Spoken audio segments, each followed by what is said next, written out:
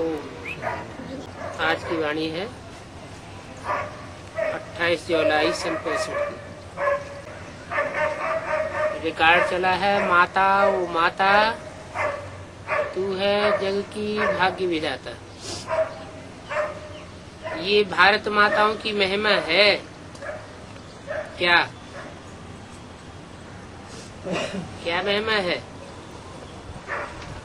कि माताएं ही भारत के भाग्य की विधाता हैं। माताओं में वो शक्ति है कि भारत के भाग्य का निर्माण कर सकती हैं। जैसे परम पिता परमात्मा शिव की महिमा है, वैसे माता की महिमा है। अब एक माता की महिमा तो चल नहीं सकती, एक परम पिता परमात्मा की महिमा तो चल सकती है, लेकिन एक माता की महिमा नहीं चल सकती। एक माता तो कुछ कर न सके। जरूर शिव शक्ति सेना चाहिए। सेना बिगर काम कैसे चले? शिव बाबा तो एक है, अगर वह एक ना हो तो माताएं भी न हो, ना बच्चे हो, ना बीके कुमार कुमारियां हो, तो मेजॉरिटी माताओं की है। इसलिए माताओं की महिमा दी गई है। भारत माताएं जो शिव शक्ति गुप्त सेना है और अहिंसक है, कोई भी प्रकार की हिंसा नहीं करती है। कोई भी प्रकार की हिंसा माना तरह की हिंसा भी नहीं करती है और विकारों की हिंसा भी माताएं नहीं करती है। कोई भी प्रकार की हिंसा माताओं के द्वारा होती नहीं। हिंसा दो प्रकार की होती है, एक तो काम कटारी चलाना और दूसरा गोली आदि चलाना, क्रोध करना, मारना। इस समय जो भी सेनाएं हैं दुनिया में, वो आसुरी सेनाएं। वो आसुरी सेनाएं तो हिंसा ही करती रहती है। आजकल तो बाइक आदि चलाना माताओं को भी सिखाए रहे हैं। अब वो तो हैं आसुरी सेना की माताएं, और ये है देवी संप्रदाय की माताएं। वो माताएं कितनी ड्रिल आदि सीखती हैं, और तुम तो शायद ही कभी मैदान में गई हो। बहुत मेहनत करते हैं ड्रिल सीखने की, विकारों में भी जाते रहते हैं।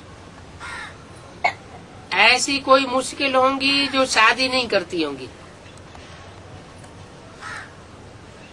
तो उस मिलिट्री से भी बहुत सीखते हैं। स्टूडेंट को, छोटे छोटे बच्चों को भी सिखलाते हैं, वो भी सेना है। और ये रूहानी शिव शक्ति सेना भी है। सेना का गीता में अच्छा ही विस्तार लिखा हुआ है। प्रैक्टिकल में क्या है वो तो तुम ही जानते हो। तो देखो हम कितनी गुप्त सेना है। शिव शक्ति सेना क्या करती है? तुम विश्व के मालिक कैसे बनते हो अब तुम जानते हो। इसको कहा जाता है युद्ध स्थल। तुम्हारा ये युद्ध का मैदान भी है और गुप्त मैदान है। ऐसे नहीं कि यहाँ कोई ड्रिल आदि करते हैं जिस्मानी। हमारी तो रूहानी ड्रिल है। मैदान है ये सारा ही मांडवा, सारी सृष्टि का सारा ही मांडवा हमारा मैदान है। आगे फीमेल्स युद्ध के मैदान में जाती थी,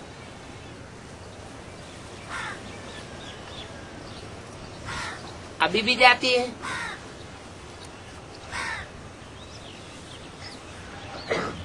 पुराने जमाने में नहीं जाते थे। तो देखो यहाँ से पूरी भेंट होती है।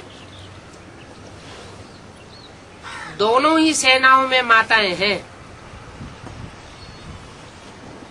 जिस्मानी सेना में भी माताएं हैं, रूहानी सेना भी में माताएं हैं। जिस्मानी सेना में मेजॉरिटी पुरुषों की है और यहाँ मेजॉरिटी माताओं की है? आज की क्लास में मेजॉरिटी माताओं की है कि भाइयों की है? माताओं की मेजॉरिटी। सिर्फ यहाँ की बात नहीं, हर जगह की मेजॉरिटी माताओं की है। तो कंट्रास्ट हो गया क्या? आसुरी सेना में पुरुषों की भर्ती ज्यादा होती है और ईश्वरीय सेना में माताओं की भर्ती ज्यादा होती है। तो ये कंट्रास्ट हुआ ना, ज्ञान मार्ग और भक्ति मार्ग का ये लास्ट कंट्रास्ट है। वहाँ सत्युग में तो कंट्रास्ट की बात ही नहीं होती है। क्यों? क्योंकि यहाँ वहाँ तो कोई बात में असमानता नहीं होती है।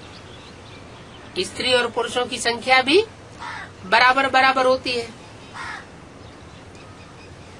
तो जब तक यहाँ बाप नहीं आए हैं तब तक कंट्रास्ट की बात नहीं रहती।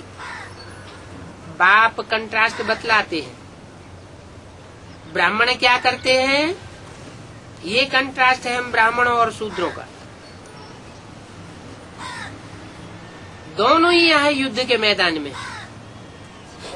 सतयुग की और कलयुग की बात नहीं है, यहाँ है संगम युग की बात। तुम पांडव संगम युगी हो और कौरव है कलयुगी।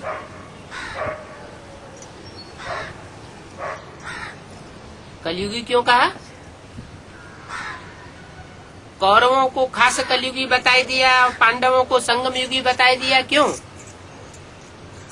पांडवों को सतयुगी क्यों नहीं बताया? है?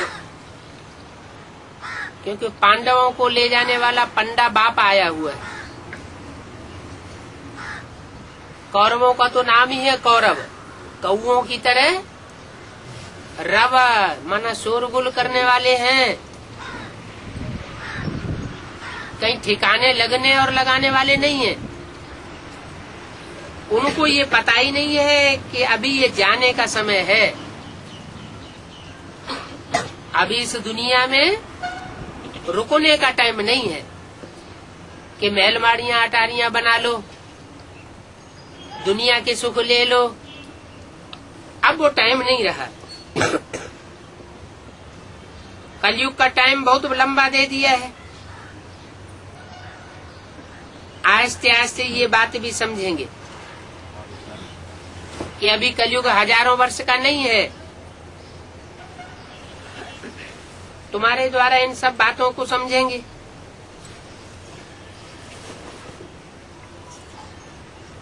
तो माता की महिमा है। ये है शक्ति सेना। और शक्ति सेना में ऊंचे ऊंचे एक भगवान है। हूबहू कल पहले वाले तुम सेना हो। इस भारत को फिर से दैवी राज्य बनाना ये तुम्हारा ही काम है। तुम जानते हो बरोबर हम सूर्यवंशी थे। सूर्यवंशी का ही नाम लेंगे, चंद्रवंशी का नाम, बौद्धी वंशी का, इस्लाम वंशी का नाम नहीं लेते हैं। क्योंकि नई सृष्टि की शुरुआत कहाँ से होगी? सूर्यवंश से होगी या दूसरे वंशों से होगी? वो तो सूर्यवंश से ही होगी। इसलिए गीता में क्या कहा हुआ है कि मैंने ये ज्ञान दिया तो सबसे पहले किसको दिया? सूर्य को दिया। तो जिसने सबसे पहले ज्ञान उठाया वो सूर्य से ही वंश की शुरुआत होती है। वो है जड़ सूर्य और ये है चैतन्य ज्ञान सूर्य।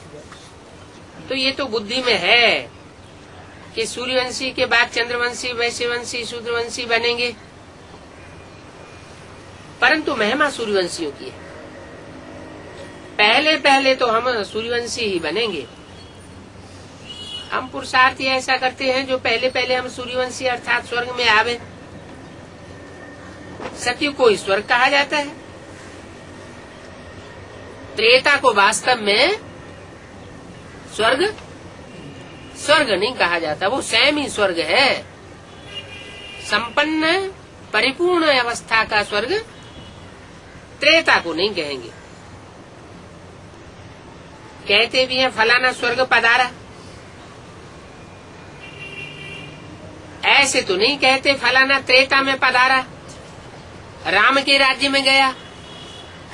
क्या कहते हैं? कोई भी मरेगा तो कहेंगे स्वर्ग पधारा। क्यों कहते हैं कि स्वर्ग पधारा है? इसलिए कहते हैं कि जो भी स्वर्ग में जाता है वो मरने के बाद जाता है। कहावत भी है मरे बगैर स्वर्ग मिल न सके, तो वो तो स्थूल मरने को समझ लेते हैं। स्थूल मरने की बात नहीं है, वास्तव में वो बात है जीते जी मरने की।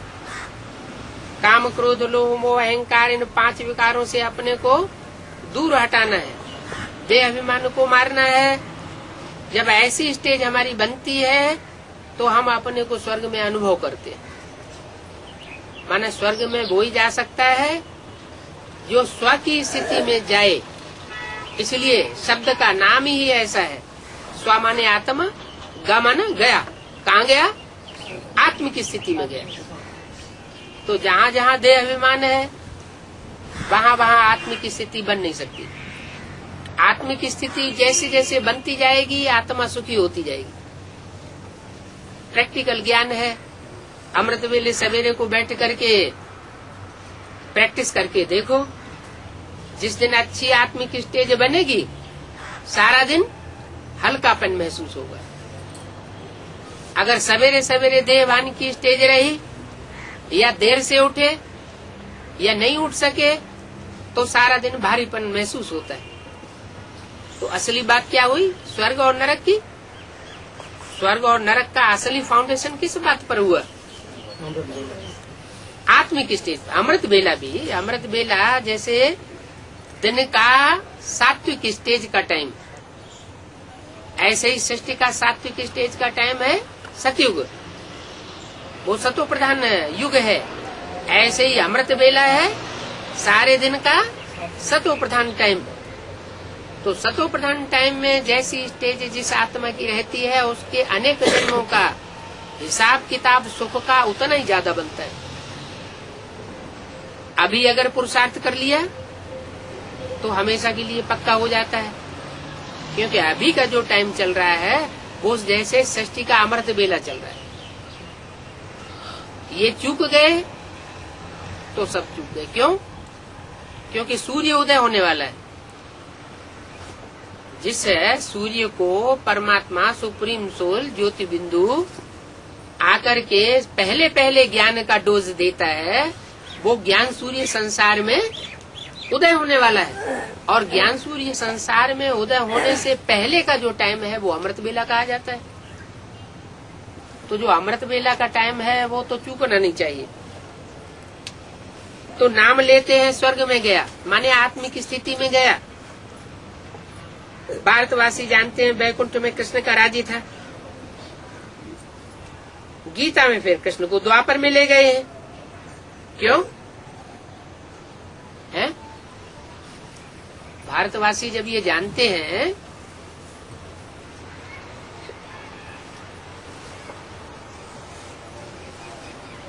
कि कृष्ण वैकुंठ में था, तो जब कृष्ण वैकुंठ में था इस बात जान ली, और वैकुंठ तो दुनिया की सात्विक स्टेज का नाम है। फिर गीता में कृष्ण को द्वापर युग में क्यों ले गए? कारण क्या हुआ है? कारण ये हुआ कि जब नई सृष्टि की शूटिंग का समय चल रहा था, परमात्मा इस सृष्टि पर आता है तो आकर के सारे ड्रामा की शूटिंग की आवृत्ति कराता है। सतयुग, त्रेता, द्वापर, कलयुग। तो जब द्वापर युग की शूटिंग पूरी होती है तब कृष्ण की सोल संपन्नता की स्टेज को प्राप्त करती है। इसलिए उस समय कृष्ण की प्रत्यक्षता दिखाई जाती है। प्रत्यक्षता रूपी जन्म, जैसे बच्चा जन्म लेता है तो प्रत्यक्ष होता है संसार में, ऐसे ही कृष्ण की सोल द्वापर युगी शूटिंग के अंत में प्रत्यक्ष होती है। तो कृष्ण को द्वापर में ले गए हैं, उसका मूल कारण जाता है संगम की शूटिंग को। वास्तव में कृष्ण द्वापर युग में आया, ये झूठी बात है। क्योंकि द्वापर के अंत में अगर भगवान कृष्ण भगवान बन करके आए तो दुनिया में पापी कलयुग की स्थापना करने का निमित्त बनेगा क्या? भगवान तो पापी कलयुग की स्थापना करने नहीं आता। भगवान तो आता है सत्य युग की स्थापना करने, झूठ खंड का विनाश करने। झूठ खंड कहा जाता है कलयुग को। कलयुग के जो कलह क्लेश हैं वो नष्ट करने के लिए ही परमात्मा का आना होता है। तो ये बात झूठी हो साबित हो जाती है कि कृष्ण द्वापर के अंत में आया। द्वापर के अंत में नहीं आया, आया तो संगम में ही। कलयुग के अंत और सतयुग के आदि को ही संगम कहा जाता है। और जिस संगम के पीरियड में आया उसमें चारों युगों की आवृत्ति होती है, रिहर्सल होती है, रिकॉर्डिंग होती है। उसमें जब द्वापर युग की शूटिंग होती है, रिहर्सल होती है, तब कृष्ण की सोल ब्राह्मण बच्चों के बीच, ब्राह्मणों की दुनिया के बीच प्रत्यक्ष होना शुरू होती है। क्योंकि जब तक कृष्ण का अंतिम जन्म ब्रह्मा दादा लेखराज वो संपूर्ण 100 साल पूरे न करे तब तक वो कृष्ण के रूप में प्रत्यक्ष हो भी कैसे सकता है? क्योंकि शास्त्रों में तो गाया हुआ है ब्रह्मा की 100 साल एज होती है। तो 100 साल ब्रह्मा के पूरे होंगे तभी तो कृष्ण बच्चे के रूप में वो गर्भ में आएगा। तो ब्रह्मा मृत्युलोक में खलास हो जाता है। मृत्युलोक की आयु ब्रह्मा की 100 साल पूरी आंकी जाती है। वो जो शास्त्रों में भी ऐसे ही लिखा हुआ है। तो कृष्ण के रूप में वैकुंठ में उसे दिखाया जाता है कि पीपल के पत्ते पर कृष्ण की आत्मा आराम से गर्भ महल में बैठी हुई है। दूसरी आत्माओं को दुख और तकलीफ महसूस होती है, लेकिन उस आत्मा के अंदर ज्ञान की पराकाष्ठा इतनी जास्ती है कि जैसे मस्त होकर के अंगूठा चूसते हुए बैठा है। अंगूठाकार आत्मा को दिखाया जाता है। अंगूठे का मतलब हुआ कि आत्मा की स्थिति में स्थित होकर स्वचिंतन में बैठता है। तो जो स्वचिंतन में रहता है उसको परचिंतन आता नहीं है। परचिंतन आता नहीं है तो कोई प्रकार का दुख भी नहीं महसूस होता है। तो इसलिए जो चित्र दिखाया है गर्भ महल का पीपल के पत्ते पर जिसमें कृष्ण बैठा हुआ है, तो पीपल के पत्ते की नवैया दिखाई दी है। क्या मतलब हुआ कि जिस शरीर रूपी नवैया में वो प्रवेश करता है वो हल्की फुल्की नवैया है, कोई देह भान का भारीपन नहीं है। तो गीता में कृष्ण को द्वापर में ले गए हैं तो ये सब झूठ बात है। स्थूल द्वापर में कोई कृष्ण नहीं आता है। तुम समझाते हो इन बातों को तो बिगड़ पड़ते हैं, क्योंकि उनको सच्चे का पता ही नहीं है। क्या अगर उनको सही बात बताएं तो बिगड़ जाएंगे। सच बतलाने वाला मिला ही नहीं है और तुमको तो मिला है। वो सब सच बताते हैं और सबको सच्चा बनाते हैं, सचखंड की स्थापना करते हैं। कभी भी क्रूर कपट नहीं करना है, तुम्हारा कुछ भी नहीं छिपा रहेगा। क्या दुनिया का भी कुछ नहीं छिपा रहेगा और तुम्हारा भी कुछ भी छिपा नहीं रहेगा। तुम तो छिपाते भी नहीं हो। तुम तो अपना सारा पोता मिल बाप को दे देते हो, तो तुम्हारा छिपे रहने की बात है ही नहीं। जो जैसा कर्म करता है वैसा फल पाता है। बाप तो आकर के अच्छे से अच्छे कर्म सिखाते हैं। ईश्वर के पास कोई का भी कर्म छिपा नहीं रह सकता। कोई पोता मेरा न भी दे तो भी ईश्वर के पास कोई का पाप कर्म किया हुआ छिपा हुआ नहीं रहेगा। कर्म भोग भी बहुत कड़ा होता है। बल तुम्हारा ये अंतिम जन्म है तो भी सजाएं तो खानी पड़ेंगी। अंतिम जन्म होते हुए भी ऐसे नहीं कोई सजाओं से छूट जाए, क्योंकि अनेक जन्मों का हिसाब किताब इस लास्ट जन्म में चुकतू होना है। बाबा ने समझाया, काशी करवट खाते हैं तो जब तक प्राण निकले, जब तक दूसरा जन्म लेवे, तब तक आत्मा को बहुत भोगनी पड़ती है। गर्भ महल में गर्भ जेल अनुभव होती है। त्राही त्राही करती रहती है आत्मा, बहुत कष्ट सहन करना पड़ता है। एक तो कर्म भोग, बीमारी,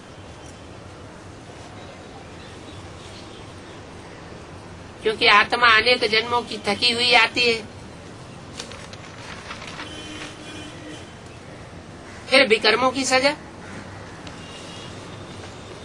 उस समय कुछ बोल भी नहीं सकते। अंदर ही अंदर गर्भ में आत्मा को पड़ती रहती है, अंदर ही अंदर त्राही त्राही करते रहते हैं।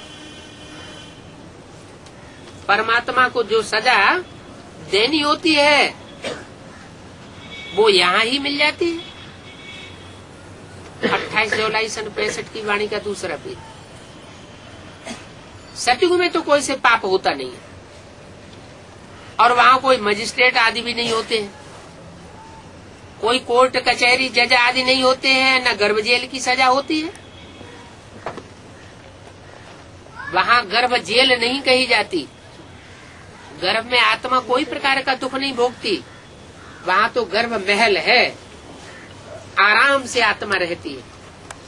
दिखाते हैं पीपल के पत्ते पर कृष्ण अंगूठा चूसता हुआ आया। वो तो हुई सतयुग की शुरुआत की बात। जो स्वर्णिम संगम युग की शुरुआत होती है वो संकल्पों की दुनिया से शुरू होती है। तो संकल्पों की दुनिया में पावर ज्यादा होती है। संकल्प होता है बीज, अगर बीज पावरफुल है तो आगे वृक्ष भी पावरफुल होता है। तो ऐसे ही संगम की दुनिया में जब शिव बाबा आते हैं तो कृष्ण को पालना कहाँ देते हैं? पहले पहले दादा लेखराज की सोल, जो कृष्ण की सोल है, वो पहले पहले कहाँ पालना लेती है? ज्ञान गर्भ महल में पालना लेती है। वो जो सुख है वो सुख और किसी जन्म में प्राप्त नहीं हो सकता। उस सुख का नाम है नंबरवार पुरुषार्थ अनुसार वो सुख मिलता है, उसको कहते हैं अतीन्द्रिय सुख। इंद्रियों से परे की स्टेज में रहने वाला सुख। तो गर्भ महल की बात है। सतयुग में बड़े आराम से पैदा होते हैं, सजा की बात नहीं है। वहाँ तो आदि मध्यंत सुखी सुख रहता है। क्या इस दुनिया में बच्चे की पैदाइश होती है तो बच्चे की पैदाइश के आदि में भी माता को दुख होता है, पिता को भी दुख होता है। आसक्ति क्षीण होती है, शक्ति क्षीण होती है तो आसक्ति अनुभव होती है। तो आदि में भी दुख। बच्चा पैदा होता है, उसकी पालना करनी पड़ती है तो भी दुख। बच्चा रोता हुआ पैदा होता है, और जब मृत्यु होती है तो भी गाबड़े आते हैं। तो आदि जिसका सुखाला नहीं, मध्य और अंत भी सुखाला नहीं हो सकता। आदि में भी दुख, मध्य में भी दुख और अंत में भी दुख। और जो परमात्मा बाप आकर के दुनिया स्थापन करते हैं, उसके आदि में भी सुख, मध्य में भी सुख और अंत में भी बड़े आराम से शरीर छूटता है। तो इस दुनिया में आदि मध्य अंत दुख ही दुख है। और वो है आदि मध्य अंत सुख की दुनिया, ये है आदि मध्य अंत दुख की दुनिया। अभी तुम सुख की दुनिया में जाने के लिए पढ़ाई पढ़ रहे हो, समझते हो ये गुप्त सेना वृद्धि को पाती रहेगी। जितना जो बहुतों को रास्ता बतावेंगे उतना उतना ऊंच पद पावेंगे। क्या अनेक जन्म जन्मांतर की राजाई मिलने का कारण क्या बताया? कोई भी आत्मा अनेक जन्मों तक राजाई भोगेगी, उसका कारण कहाँ से शुरू हुआ? संगम युग में जिन्होंने जितनी ज्यादा दूसरों की सेवा की होगी ईश्वरीय ज्ञान से, तो ईश्वरीय ज्ञान से जिनकी ज्यादा जितनी सेवा का स्टॉक होगा वो उतना ही अनेक जन्मों तक सुख में रहेंगे, राजाई भोगेंगे, राजघराने में जन्म लेंगे। अगर दूसरों की सेवा नहीं की होगी, ईश्वरीय ज्ञान लेने के बावजूद भी झरमोई जगमोई में लगे रहे होंगे, तू तेरे की मेरे की बातों में फालतू अपना समय गवाते रहे होंगे, तो वो प्राप्ति नहीं कर सकेंगे। तो बोला ऊंच पद पावेंगे, उसके लिए मेहनत करनी है, बाप को याद करने की भी मेहनत करनी है। ऐसे नहीं दूसरों को ज्ञान सुनाते रहे और खुद की स्टेज नीचे गिरती रहे तो दूसरों के ऊपर असर भी नहीं पड़ेगा। जो पैदाइश भी होगी वो कमजोर आत्माओं की पैदाइश होगी, कमजोर प्रजा बनेगी। जो राज्य तैयार होगा वो कमजोर राज्य तैयार हो जाएगा। अगर पावरफुल राज्य तैयार करना है तो उसके लिए सेवा के साथ साथ क्या करना पड़े? सेवा में याद का बल जरूर भरना पड़े। तो मेहनत करनी है बाप को याद करने की। तुम जानते हो बरोबर बेहद के बाप से बेहद का वर्षा मिला था। क्या बेहद का वर्षा मिला भी किससे था? इब्राहिम बुद्ध क्राइस्ट जो हद के बाप हैं तो बड़े थे बड़े, महान थे महान। क्राइस्ट के फॉलोअर्स कितने होंगे? दुनिया में 500-600 करोड़ आबादी है, क्रिश्चियंस कितने होंगे? 1 करोड़ से भी ज्यादा क्रिश्चियंस हैं। तो इतने क्रिश्चियंस दुनिया में फैले हुए हैं, उनका धर्म पिता तो बहुत महान हुआ, इतने उसके फॉलोअर्स हो गए, फिर उसको बेहद का बाप कहेंगे? बेहद का नहीं कहेंगे। क्यों? क्योंकि फिर भी उसमें हद लगी हुई है। कितनी? 1-2 करोड़। बेहद का कब कहे? जब 500-700 करोड़ जो भी मनुष्य सृष्टि है वो सारी मनुष्य सृष्टि उसको अपना बाप माने। बाप माने ही नहीं, जाने भी माने भी और कोई न कोई तरीके से मिले भी। इसलिए मुरली में बोला है फादर कहे और फादर कभी मिले ही नहीं, वो फादर कैसे हो सकता? सारी दुनिया की जो भी आत्माएं हैं सबसे आकर मिलते हैं, तब उनका गायन होता है हेवनली गॉड फादर।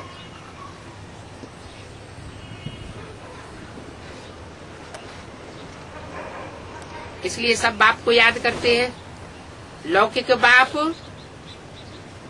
और पारलौकिक बाप, दोनों बाप को याद करते हैं। सतयुग में सिर्फ लौकिक बाप को याद करते हैं। क्यों? सतयुग में लौकिक बाप को क्यों याद करते हैं सिर्फ? क्योंकि वहाँ पारलौकिक बाप की याद रहती नहीं, भूल जाते हैं। पारलौकिक बाप को याद करने की वहाँ दरकार नहीं रहती, क्योंकि वहाँ तो सुख ही सुख है। पर ज्ञान भी भारतवासियों के लिए है। दूसरे देश के जो वासी हैं उनकी तो भाषा ही बदल जाती है। जिनकी भाषा बदल जाती है वो बाप के ज्ञान को पूरा नहीं उठा पाते। क्यों? क्योंकि बाप से डायरेक्ट जो सीखते हैं वो गहराई तक बात को समझते हैं, और जो डायरेक्ट जिनका कनेक्शन नहीं हो पाता है भाषा प्रॉब्लम के कारण, वो उतनी गहराई तक पहचान नहीं पाते। तो ये ज्ञान सारा भारतवासियों के लिए है और धर्म वालों के लिए नहीं है। परंतु जो और धर्म में कन्वर्ट हो गए हैं वो निकलते आवेंगे। है तो भारतवासियों के लिए।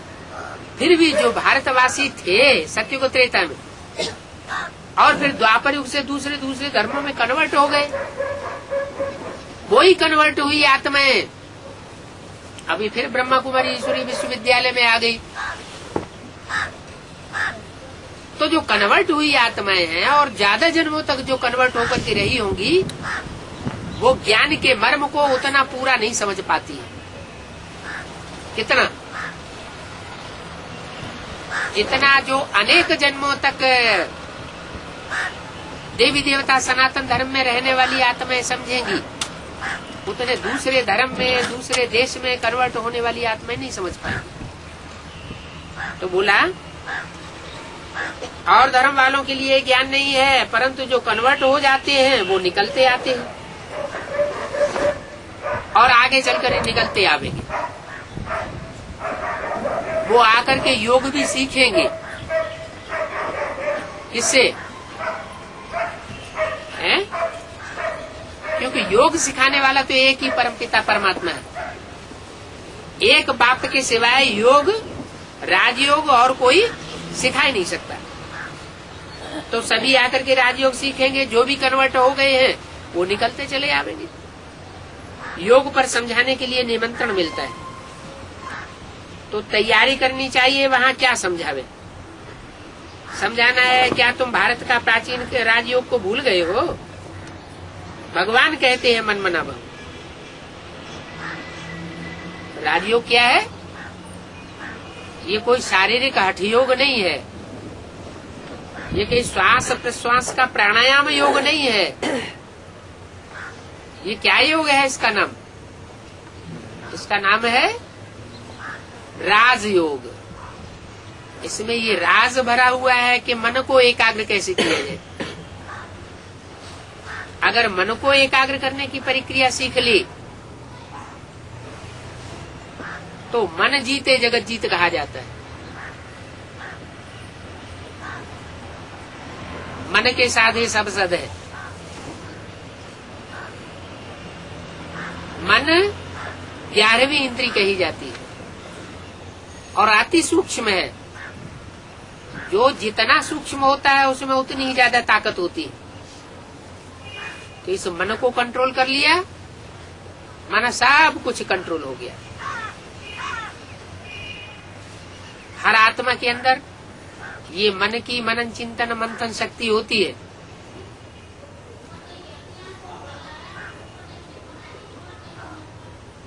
ये है मुख्य शक्ति, जिसको कंट्रोल करना जरूरी है। इससे भी ऊपर की शक्ति कौन सी है? मन को भी कंट्रोल करने वाला कौन है? मनन चिंतन मंथन संकल्प विकल्प की जो शक्ति है उसको भी कंट्रोल कौन करता है? कौन सी शक्ति? बुद्धि। बुद्धि रंग राइट का फैसला करती है। क्या चिंतन करना चाहिए, क्या चिंतन नहीं करना चाहिए, कौन सा संकल्प करना चाहिए, कौन सा संकल्प नहीं करना चाहिए, ये बुद्धि का काम है। बुद्धि फैसला करे, फैसला करने के बाद फिर मन को अच्छे रास्ते पर चलाने के लिए आदेश दे। तो मन बुद्धि के ऊपर कंट्रोल करने की जो ताकत है वो संस्कार शक्ति कही जाती है। संस्कार होते हैं पूर्व जन्मों से कनेक्टेड अच्छे बुरे संस्कार अनेक जन्मों के हर आत्मा में तिरोहित हैं, भरे हुए हैं, जिसके लिए बाबा कहते हैं बनी बनाई बन रही अब कछु बननी ना है। माने हर आत्मा अपने पूर्व जन्मों से अपना जन्म सिद्ध अधिकार लेकर के आई हुई है। अभी से रील में जो रील घूम रही है, उस शूटिंग की रील में अपना अपना अधिकार नूद होता चला जा रहा है। जैसे जैसे पूर्व जन्म के जिसके संस्कार हैं, उन संस्कारों के आधार पर हर आत्मा वही रास्ता अपना लेती है।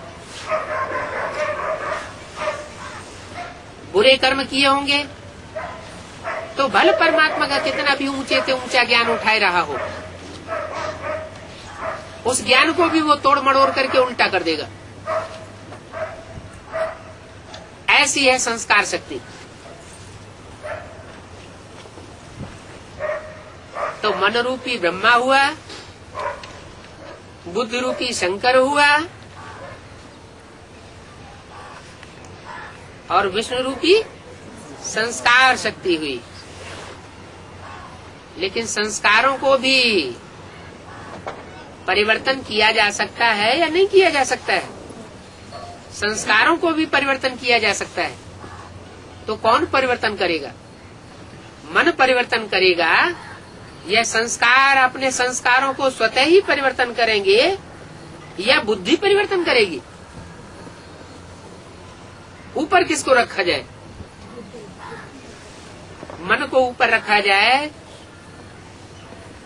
ब्रह्मा जी को ऊपर रखा जाए, संस्कार शक्ति वैष्णो देवी को ऊपर रखा जाए, या बुद्धि रूपी तीसरे नेत्र को ऊपर रखा जाए? बुद्धि को हमेशा आगे रखना पड़ता है, क्योंकि बुद्धिमानों की बुद्धि कौन गाया हुआ है? बुद्धिमानों की बुद्धि शिव बाबा गाया हुआ है। शंकर बुद्धिमानों की बुद्धि नहीं है। कौन है? शिव बाबा। अगर शंकर स्वयं ही बुद्धिमानों की बुद्धि होता तो वो किसकी याद में बैठा है? वो भी तो किसी की याद में बैठा है ना। जिसकी याद में बैठा है जरूर इससे साबित होता है वो उससे भी ज्यादा ऊंचा है। इसलिए बाबा कहते हैं ये शंकर क्या करता है? कुछ भी नहीं। क्या ये शंकर कुछ नहीं करता, ऐसे ही टाल मटोला बैठा रहता है। इसके अंदर जो भी काम करता हूँ मैं करता हूँ। अगर एकाग्रता की स्थिति में भी बैठता हूँ, बिठाता हूँ, तो मैं बिठाता हूँ। ये अपने आप नहीं बैठता। शंकर कुछ नहीं करता, क्योंकि जो भी करने का काम है वो तो कर्मेंद्रियों से होता है। अब कर्मेंद्रियों की हलन चलन करते हुए चित्रों में शंकर को दिखाया नहीं जाता, उसको ध्यान मग्न अवस्था में बैठे हुए दिखाया जाता है। ये कोई कर्म करना नहीं हुआ, कर्मेंद्रियों की हलन चलन का कोई कार्य नहीं हुआ। इसलिए बोला शंकर कुछ भी नहीं करता। उसके अंदर जो भी कार्य करता हूँ कौन करता है? शिव ज्योति बिंदु सुप्रीम सोल करता है। तो सुप्रीम सोल शिव जो है वो बुद्धिमानों की बुद्धि, वही संस्कार को चेंज करता है, परिवर्तन करता है, और वही मन को कंट्रोल करता है। मन अनेक जन्मों के संस्कारों के वशीभूत होकर के कभी नीचे ले जाता है आत्मा की स्थिति को, और कभी ऊंची स्टेज में ले जाता है। अप एंड डाउन में आता रहता है। अभी वो मन की शक्ति जो है उसको एकाग्रता के आधार पर कंट्रोल करने की बात है। तो भगवान कहते हैं मन मना भव, मन को मेरे में लगा दो, मन को मेरे में तिरोहित कर दे। भगवान कहते हैं। किसके द्वारा कहते हैं? भगवान शिव सुप्रीम ज्योति बिंदु किसके द्वारा कहते हैं? शंकर के द्वारा कहते हैं कि मन को, मन की जो शक्ति है उसको मेरे में तिरोहित कर दे। मन तेरे मन के अंदर जो भी संकल्प विकल्प चलते हैं, उन संकल्पों विकल्पों की गति को, सरणी को मेरे अंदर समा दे। माना तेरे अंदर कोई भी ऐसा संकल्प न चले जो मेरे संकल्पों के बरखिलाफ हो। सब प्रकार के संकल्प जो हैं वो मेरे अंदर समा दे।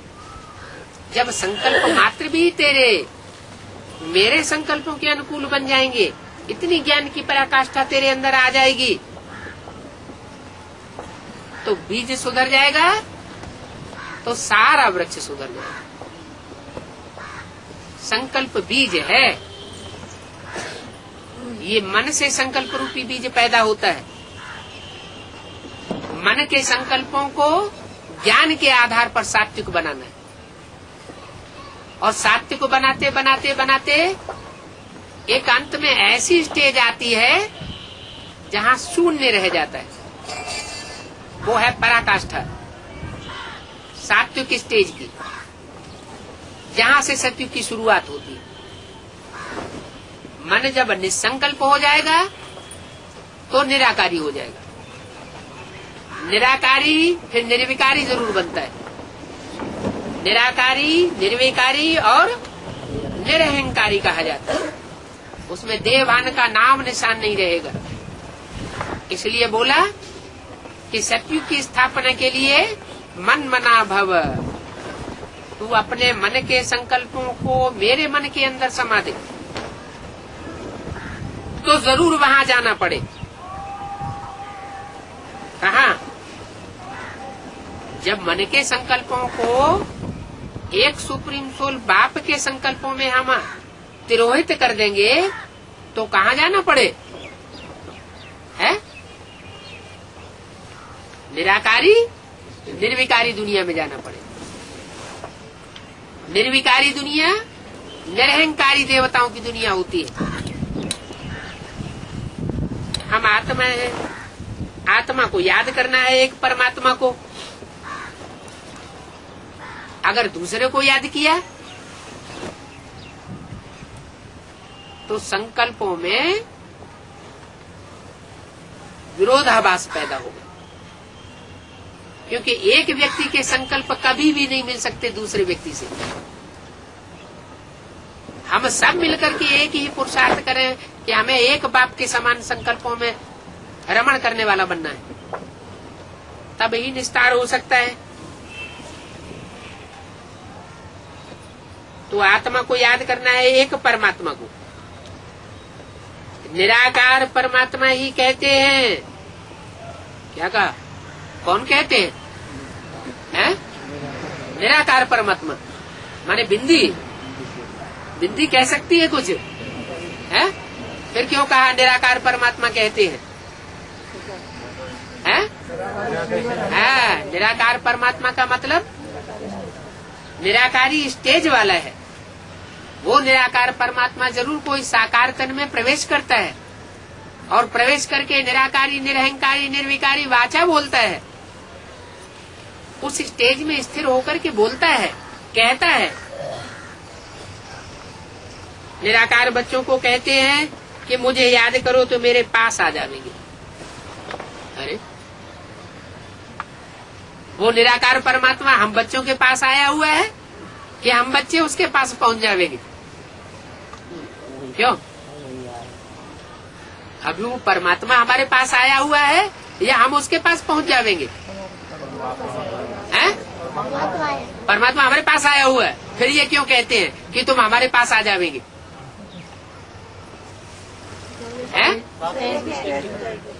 जब वे कह देंगे तो काम ही सारा हो जाएगा। नहीं, मैं जो आया हुआ हूँ, मैं लास्ट मूर्ति में एकदम नहीं प्रत्यक्ष हो जाता हूँ संसार के सामने। मेरी सुप्रीम सोल बाप की 3 शक्तियां हैं ना, जैसे हम आत्माओं की 3 शक्तियां हैं, मन बुद्धि संस्कार। ऐसे उसकी भी तो 3 शक्तियां हैं। कौन कौन सी 3 शक्तियां? मन रूपी ब्रह्मा और बुद्ध रूपी शंकर और संस्कार रूपी वैष्णवी देवी शक्ति। वैष्णवी शक्ति, वैष्णवी शक्ति माना माताएं। क्या? जो विष्णु का रूप है वो माता का रूप है। शास्त्रों में भी शंकर को जगत पिता के रूप में मानते हैं। और विष्णु जब जब शंकर के ऊपर भीड़ पड़ी तो विष्णु ने क्या किया? कोई न कोई स्त्री चोला धारण करके और उनकी सुरक्षा कर दी। तो बाप कहते हैं मुझे तीनों ही मूर्तियां चाहिए जरूर, लेकिन ब्रह्मा की मूर्ति के द्वारा मैं संसार में प्रत्यक्ष नहीं होता। विष्णु की मूर्ति इस पाप की दुनिया में प्रत्यक्ष होने का सवाल ही नहीं। तो अंतिम जो मूर्ति है वो है शंकर की मूर्ति। शंकर की मूर्ति के द्वारा मैं संसार में जब प्रत्यक्ष होता हूँ तो लास्ट स्वरूप है छुपा रुस्तम बाद में खुले। तो बोला मुझे याद करो तो मेरे पास आ जाएंगे, नहीं तो ब्रह्मा के पास तक और विष्णु के पास तक रहेंगे। मुझे याद करोगे तो मेरे पास आ जाओगे। मेरे पास आ जाने का मतलब क्या हुआ? जो मेरे अंदर संकल्प विकल्प की श्रेणी है वही तुम्हारे अंदर आ जाती। पास आ जाने का मतलब ये नहीं हुआ कि कंधे पे आकर बैठ जाना, वो कोई पास आ जाना हुआ। पास आने का मतलब है संस्कार, जो मन बुद्धि में जो संस्कार समाये हुए हैं वो मेरे समान संस्कार हो जाएंगे। माना जैसे मैं निराकारी निर्विकारी निरहंकारी हूँ, वैसे तुम आत्माएं भी निर्विकारी निरहंकारी बन जाएंगी। तुम आत्मा इन कानों से सुनती हो, मैं तुम्हारे शरीर से बात करता हूँ, तुम्हारी आत्मा इन आर्गन से सुनती है और मैं इन आर्गन्स के आधार पर तुमको सुनाता हूँ। तुम मुझे याद करो तो विकर्म विनाश होंगे। तो मैं तुम सबका बाप हूँ, मेरी महिमा तो गाते हो ना। सर्वशक्तिवान ज्ञान का सागर, ये भी अच्छी युक्ति है शिव परमात्मा की महिमा के लिए। तो बताओ महिमा, अब जज करो गीता का भगवान कौन है। तुम्हारी सबसे जबरदस्त टॉपिक ये है कि गीता का भगवान दादा लेखराज कृष्ण के साकार स्वरूप या निराकारी स्टेज वाला स्वरूप। निराकारी स्टेज वाला स्वरूप कौन सा हुआ? शिव शंकर भोलेनाथ, वही निराकारी स्टेज वाला स्वरूप है, वही गीता का भगवान है। साकार स्टेज में रहने वाला न खुद का कल्याण कर सकता है और न दूसरों का कल्याण कर सकता है। इन दो बातों पर भाषण करने का चिंतन करो। जो भाषण करने वाले हैं उनको भाषण तो सभा में ही करना है, जहाँ नए नए भी आते रहते हैं। जहाँ नए नए आते रहते हैं वो भाषण करने की स्थली में भाषण तो करना है, ताकि पुरानों को नयों को दोनों को मालूम पड़े। पुरानों को तो मालूम ही है, वो तो ब्राह्मणों का फिर आपस में सेमिनार होता है, तुम भाषण करते हो सभा में। जहाँ बेसमझ शूद्र भी बैठे रहते हैं तो उनको भी ये राज समझाना है। बोलो हमको जास्ती टाइम नहीं चाहिए, तुमने हमको 1 मिनट भी समझाने का दिया, ये भी बहुत किया। भगवान वाच मन मना भव और माँ में एकम याद करो। एक तो अपने मन के संकल्पों को मेरे मन में तिरोहित कर दो, और दूसरा सिर्फ मेरे को याद करो, तो तुमको स्वर्ग का वर्षा मिल जाएगा। अगर अनेकों को याद करते रहे तो क्या होगा? तो काय का वर्षा मिलता जाएगा। है, नरक का वर्षा मिलता जाएगा। माना इस समय जो शूटिंग हो रही है, रिहर्सल हो रही है, ज्ञान लेने के बाद हम अपने नरक और अपने स्वर्ग की शूटिंग खुद ही कर रहे हैं। ज्ञान तो हमको मिल गया, बाप के सामने हमने अंजाम कर लिया कि ये पक्का ज्ञान है। एक को याद करेंगे ऊंचते ऊंच को तो हम स्वर्गवासी जन्म जन्मांतर के लिए बनेंगे, और अनेकों को याद करेंगे तो जन्म जन्मांतर के लिए नरकवासी बनते हैं। बाप तो आकर के हमको स्वर्ग का ही वर्षा देता है, लेकिन अब हमारे ऊपर भी ये जिम्मेवारी आ जाती है। अगर हम कोई भी परिस्थितियों में मुकाबला न करके, युद्ध न करके, और जैसी दुनिया की धारा बह रही है संकल्पों की, उस संकल्पों की धारा में अपने को बहा देते हैं, कोई भी पुरुषार्थ नहीं करते सुधरने और दूसरों को सुधारने का, तो जैसे कि हम वैश्यालय में गिरते, नरक में गिरते, हमारी नरक की शूटिंग होती जाती है। ऐसे नहीं कि कलयुग के अंत में जो जन्म होता है उसमें नरक ही नरक होता है, कोई सुखी नहीं होता। इस अंतिम जन्म में भी तो बहुत से परिवार ऐसे देखे जाते हैं जो अपने को बहुत सुख में महसूस करते हैं, और दूसरे भी देखने वाले महसूस करते हैं कि इनके अंदर तो जैसे विकार है ही नहीं। ये परिवार तो जैसे निर्विकारी परिवार है, निरहंकारी परिवार है। तो अंतिम जन्म की शूटिंग में भी वो उनके अंदर ऐसा ज्ञान बैठ गया कि उन्होंने वो धारणा प्राप्त कर ली। तो इस तरह की कोई और भी आत्माएं होंगी जो 82-83 जन्म का भी स्वर्ग कमाती है, तो जरूर वो हीरो पार्टधारी आत्माएं होंगी, सूर्यवंशी तबक्के की आत्माएं होंगी, दूसरे धर्मों में कन्वर्ट होने वाली आत्माएं नहीं होंगी। उनके अनेक जन्मों के संस्कार ऐसे रहे होंगे कि उन्होंने एक पाप दूसरा न कोई ये स्टेज को अपनाया होगा, माम एकम याद किया होगा, मन मना भव की ऐसी स्थिति को प्राप्त किया होगा।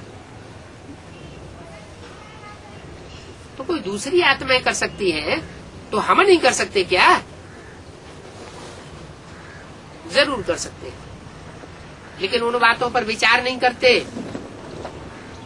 भगवान की बातों को एक कान से सुनते हैं, दूसरे कान से निकाल देते हैं, तो अनेक जन्मों का दुख कमाने के निमित्त बन पड़ते। अभी बाप कहते हैं माम एकम याद करो, भगवान तो निराकार है, उसने इस ब्रह्मात्म द्वारा बच्चों को कहा है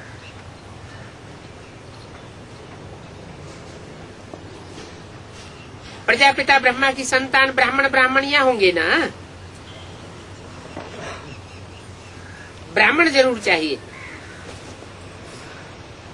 ब्राह्मण किसे कहा जाता है?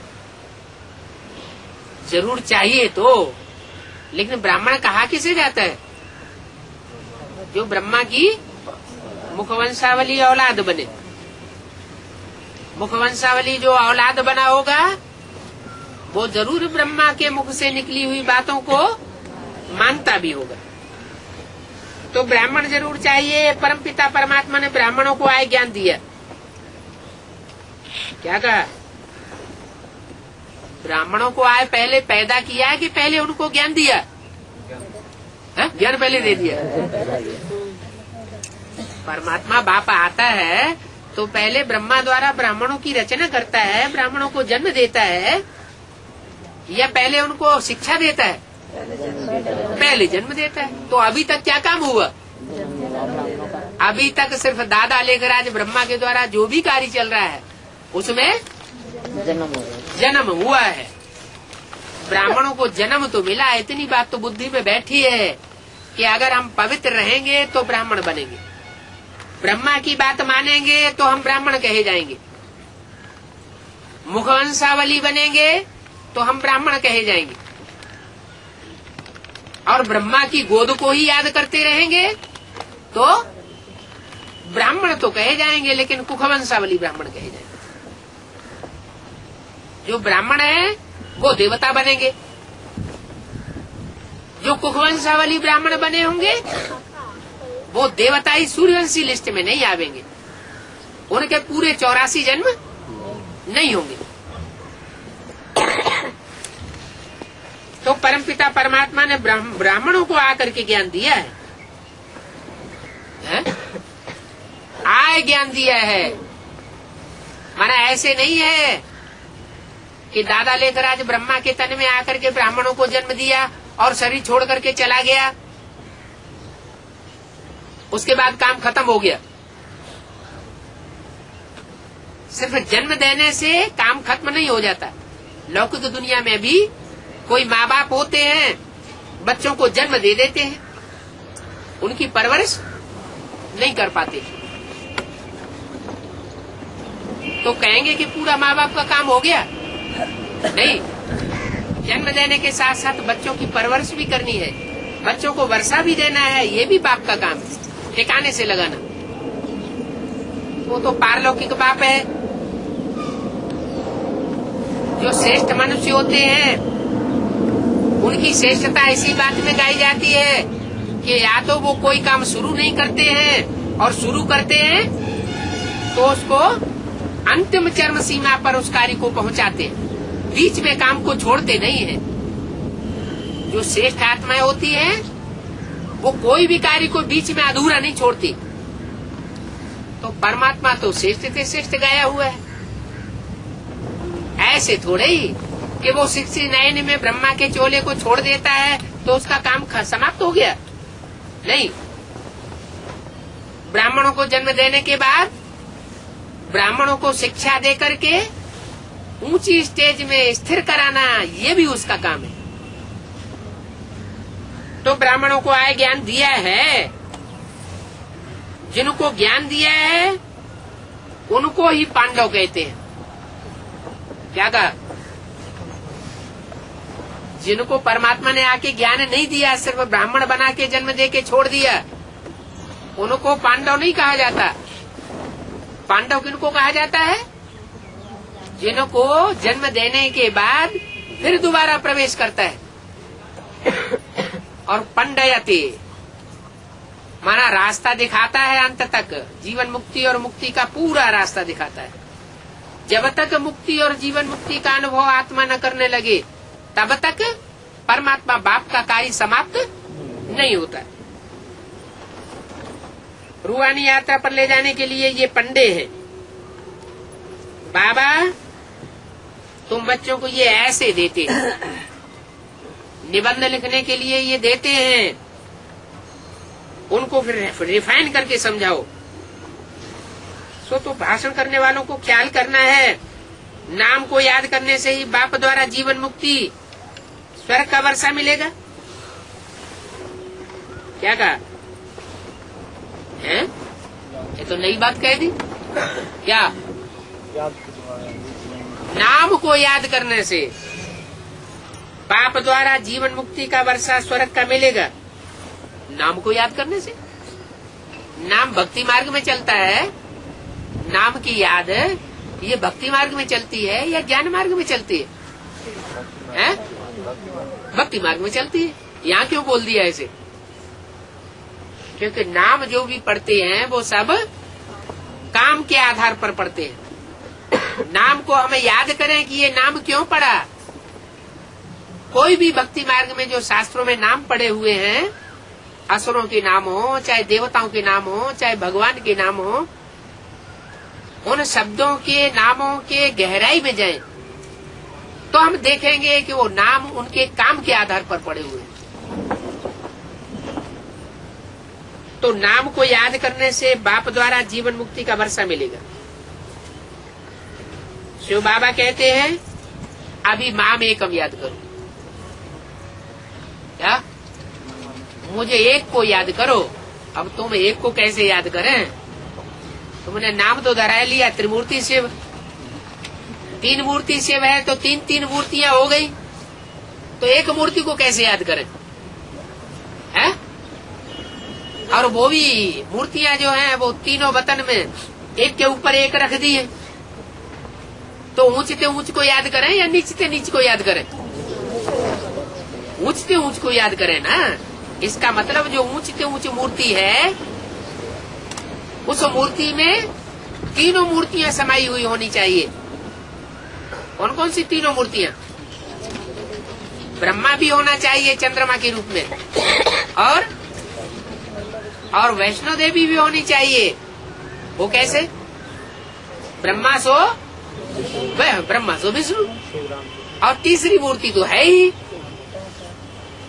तो तीनों मूर्तियां एक ही मूर्ति में समाई हुई है। इसलिए कहते हैं त्रिमूर्ति शिव वो एक रूप हो गया। माम एकम याद करो। उस ऊंचते ऊंच को याद करेंगे तो जरूर जन्म जन्मांतर के लिए ऊंचे से ऊंचा वर्षा हमारा बन जाएगा। ओम शांति।